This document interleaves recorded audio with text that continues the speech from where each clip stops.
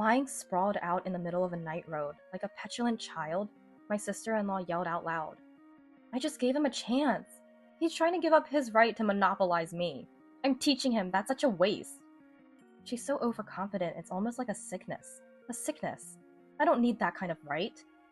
Can't you see that John is rejecting this right of yours? It's pitiful, really sad. Your misery is laughable. Are you still going to expose it here? Aren't you embarrassed? After being harshly scolded by me, sister-in-law finally stood up and lunged at me. Not smart at all. No way she could win. I'm Sarah, 32 years old and single. I work at a hotel. My job is as important to me as a lover in my life.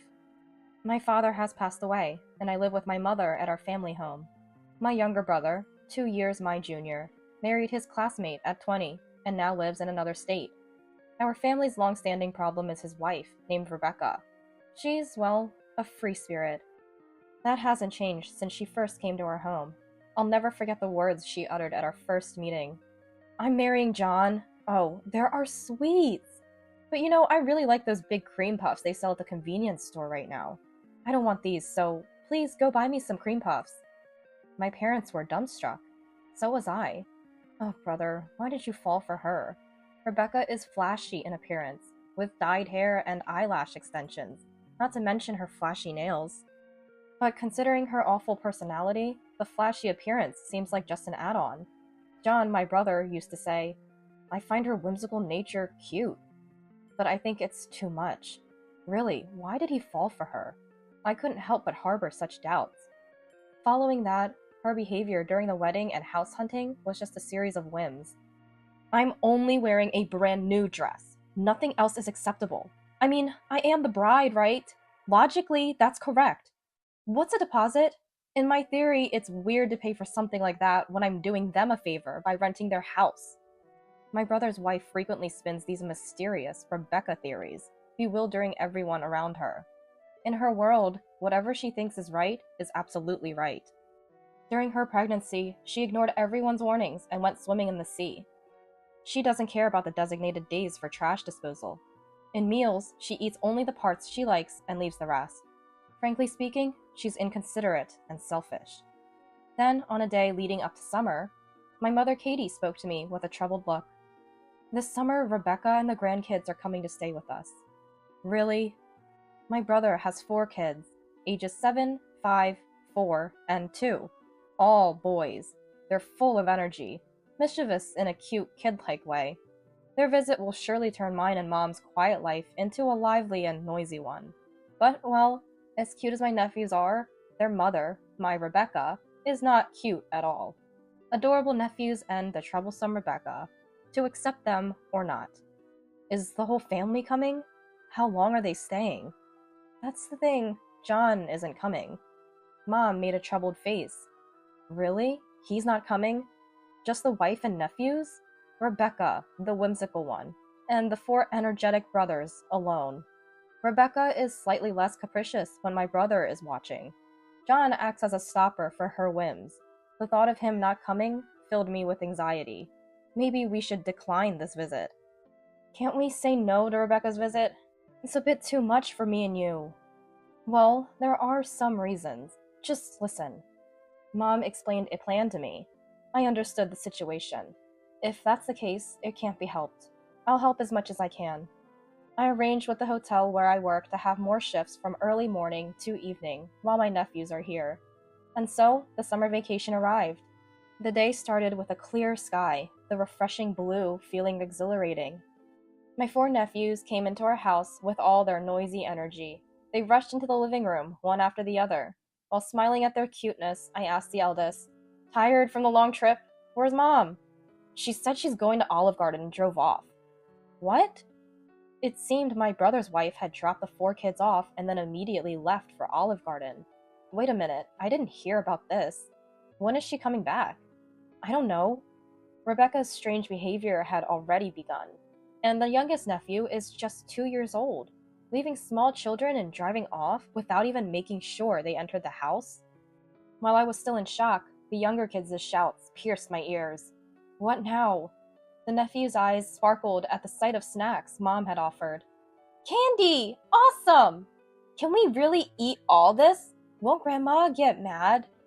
Their eyes shone with joy as if they'd found treasure, but none of them touched the sweets. Mom smiled and handed out juice to my nephews. You can eat. These are prepared just for you. Wow, awesome. Mom never gives us candy. She eats it all herself. We can only eat meat and sweets when Dad is around. She says luxuries aren't for kids. We must never tell Mom that we ate candy. Really? My nephews took turns speaking, and I cringed at their words. What has Rebecca been telling these kids? I glanced at Mom. She too looked troubled.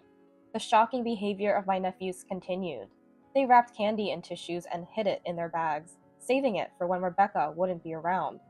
When a cup tipped over, spilling water, they all turned pale and, sitting on the floor, "Sorry, please don't be mad. Don't hit us."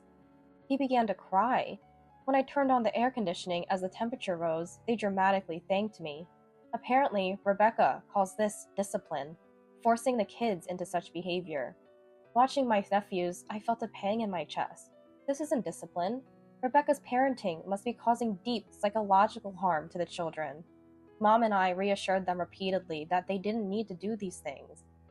I couldn't hold back my complaints about Rebecca. A calm discussion seemed impossible. I had to be direct. But since dropping off the kids, Rebecca hadn't shown up at our house once. Night fell, then morning came, and night again. Rebecca remained out of touch for a whole week. I even contacted my brother, but he just asked us to keep the kids a little longer. I was on the verge of exploding, but Rebecca didn't show up until 10 days later. At 5 p.m., after finishing my work, I was preparing dinner with Mom and the nephews when we heard an engine at the front door. Loud car stereo music echoed into the house. A few seconds after the engine and music stopped, our front door opened. "Everybody, Mom's here." "It's hot. Where's the beer?" It was Rebecca. She was tanned. Her thin thighs peeking from her short skirt were as thin as my upper arms. Her appearance screamed, I've been enjoying my vacation. And in my head, a gong for battle rang. "Excuse me, who are you?" "Oh, Sarah, starting with dementia already." Rebecca laughed, then cast a cold glance at the nephews. "Hey, I said, where's the beer?" The boys shriveled up, huddled in a corner, their faces hardened, a stark contrast to their earlier joy while peeling onions. "Move it! Get me a beer!" Rebecca's shouting scared the nephews. I quickly stepped between Rebecca and the boys. "We don't have beer in our house." "You knew I was coming and you didn't prepare beer? Are you stupid?" "The only stupid one here is you. Mom, please take the kids outside." Mom nodded. Rebecca, eyes narrowed, lunged at me. "What's your problem? Who do you think you are talking like that?" She came at me, so self-defense is totally justified, right? I firmly grabbed Rebecca's arm. Between her twig-like thinness and my hotel-earned strength, I clearly had the upper hand. While we struggled, Mom quickly took the boys outside. "Ouch, let go! You're strong like a gorilla." "Even a gorilla would raise those kids better than you. I heard you treat them like they're just a waste of food. And what about you, not working? Just leaving your kids and gallivanting around? You're the worst. Where have you even been?" "I'm young. I'm allowed to have fun. My husband earns enough, so I don't need to work. Jealous, Sarah? You're just an old, unmarried lady. How long do you plan to be young? You're 30, right? Face reality. You're only 2 years younger than me." Rebecca's face turned red with anger, and she forcefully shook off my grip. She stumbled and fell backwards. "Ow! I'm so hurt. I might be bedridden. Give me your bed and bring me beer. You sleep in the storage room." "Sleep wherever you want." I had more to say, but it was pointless. Talking to Rebecca is like talking to a wall. I silently went to my room and packed a bag. Returning to the living room, I found Rebecca rummaging through the fridge. She can move just fine, apparently. Without looking at her, I said, "I'm going back to my parents' house then." Turning my back on Rebecca's foolish voice, I stormed out of the house. My destination was the hotel where I work, an establishment with 80 years of history. My job as my lover. My workplace as my second home. What's wrong with that? Mom and the nephews had arrived at the hotel before me, waiting. Sorry to keep you waiting. Is everyone here? The nephews seemed uncomfortable in their first visit to a real hotel. I puffed out my chest proudly in front of them. We're all staying here tonight. Here? In this amazing place? Leave it to Aunt Sarah. I'd asked the owner in advance to let us stay if Rebecca visited and I needed to get the nephews away. He kindly agreed, concerned about the boys' treatment by Rebecca. It's the off-season in summer here, so there's always room to spare. No worries about finding a place to stay. There's a pool and a spa. We're allowed to use them. Really? The nephew's eyes sparkled. Quietly, so they couldn't hear, Mom whispered to me, John is almost home. Rebecca's car GPS isn't moving, so he'll start now. I nodded at Mom's whisper. Hoping my brother would handle things well, I led Mom and the nephews to their rooms for the night. The nephews were a bit overwhelmed by their first experience in a luxury hotel. A young chef prepared a simple meal for us on short notice. We were surprised, planning to eat out, but it was deliciously made in a rush, a testament to a professional skill. Thinking about how this was the work of a young chef, I felt bright about our hotel's future. The delicious meal filled the nephews' bellies, and they regained their usual energy. After much excitement, they fell asleep as soon as they hit the bed.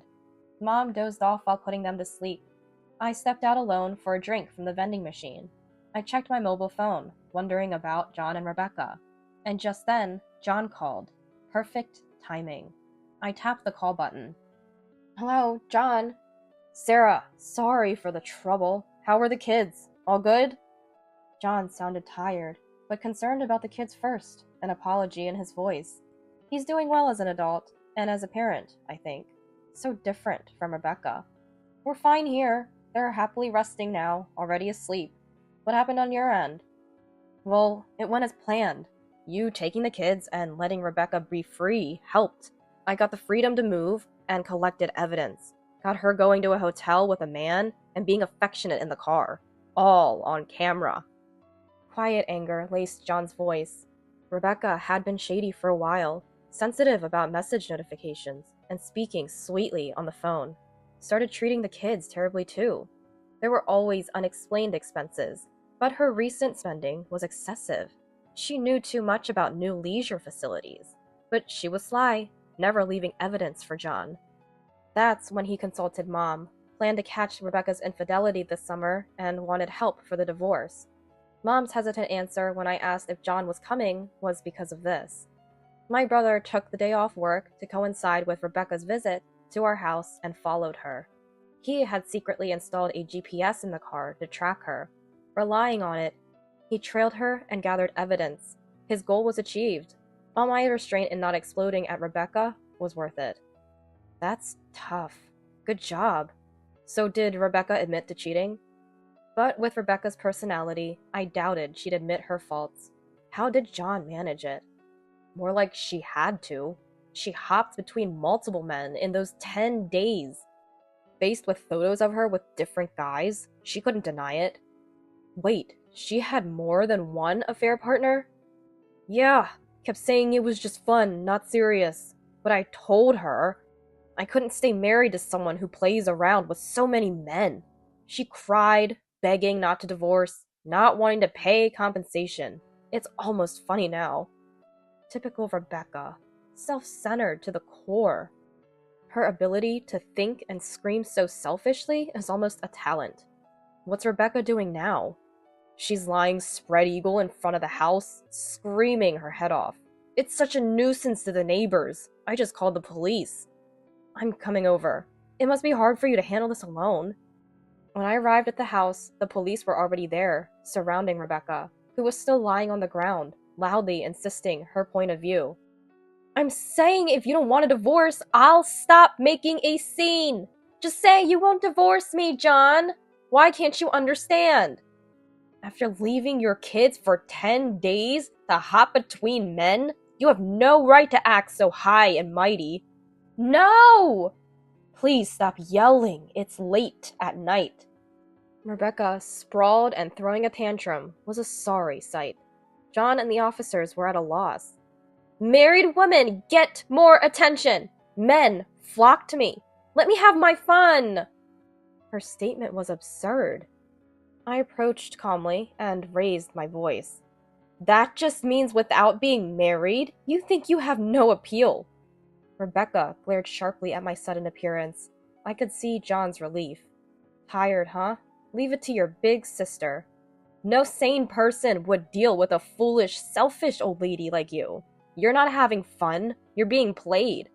What did you say? Rebecca's face flushed with anger. Maybe something hit a nerve.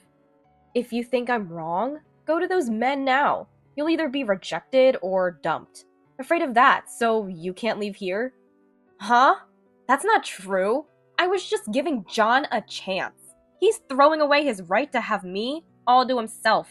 I'm teaching him it's a waste. Her overconfidence is sickening. No one needs that right. John rejected that right. It's pitiful. You don't feel embarrassed showing this pathetic face here? Rebecca stood up, fists raised, but a strong officer prevented her from lashing out at me. After struggling with the police, Rebecca reluctantly lowered her fists. You can't win against them, you know. How foolish. How foolish. She silently got into her car and drove off. I sighed as her car sped away. Then John murmured quietly, "She was drinking earlier. That might be drunk driving." What? Hearing John, an officer got into his car and took off after her. She'll probably be caught soon. She was caught quickly, predictably. Upon seeing the police following her, "Did you chase me because you were attracted to me? Fallen for me?" Rebecca exclaimed. The police methodically arrested her for driving under the influence, thankfully before she caused an accident. I'm grateful to the police for preventing more victims of Rebecca's twisted logic. Even after her arrest, Rebecca kept making selfish excuses. Non-cooperative and a flight risk, she was detained and charged. Once released, Rebecca returned to her parents' home. Afterwards, Rebecca's parents sent a completed divorce application to my brother. He filed the papers, thus severing his ties with her. Currently, my brother and his ex-wife are in court over compensation. The ex-wife claims it's unfair that she's the only one being asked for compensation, insisting that all her boyfriends should also share the burden and confess to every single one of her relationships. My brother has left everything to his lawyer, confident of winning without much effort. Strangely, she's also seeking damages from her boyfriends. I'm not sure how well that will pan out, but I suspect it won't go well. As for custody, my brother smoothly secured it. He brought the kids back to our family home. He found a new job locally and is happily living with mom and the children. As for me, I found love. The guy is the young chef who prepared meals for my nephews and me when we sought refuge in the hotel. He developed a fondness for me after seeing how I eagerly ate the hastily prepared food and played wholeheartedly with the nephews. It's a bit embarrassing to date a colleague, but our coworkers are happy for us. Soon, I'll be moving out of my family home to live with him. He's certainly captured my heart through my stomach. I'm really excited about starting this new chapter of my life.